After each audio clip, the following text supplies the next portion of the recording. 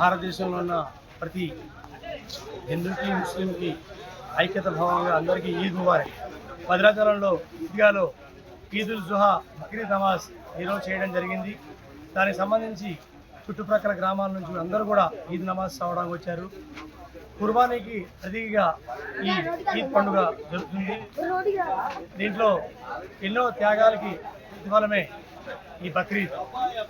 దీనికి విచ్చేసిన ప్రతి ఒక్క ముస్లిం సోదరుడికి శుభాకాంక్షలు తెలుపుతూ, అలాగే మాకు సహకరిస్తున్న మీడియా మిత్రులకి, పంచాయతీ వారికి, పోలీసు వారికి అందరికీ కూడా పేరు పేరున ధన్యవాదాలు. భద్రాచలం పట్టణ ముస్లిం అందరి తరపు నుంచి భద్రాచలం ముస్లిం అందరికీ కూడా ఈద్ జుహా బక్రీద్ శుభాకాంక్షలు.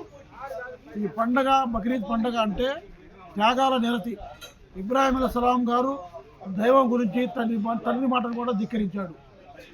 అలాగే తన భార్య పిల్లల్ని కూడా మక్కా సఫా పర్వాల మీద వదిలిపెట్టి వచ్చారు దేవుని ఆజ్ఞతో. అలాగే తన ఏకైక కుమారుని కూడా కుర్బానీ ఇవ్వడానికి సిద్ధమయ్యారు. దేవుని మాట మీద ఆయన ప్రాణాలు ఇవ్వడానికి కూడా సిద్ధమయ్యారు. దేవుని పరీక్ష పెడితే అగ్ని కూడా ఆహుతి అవ్వడానికి కూడా ఆయన సిద్ధమయ్యారు.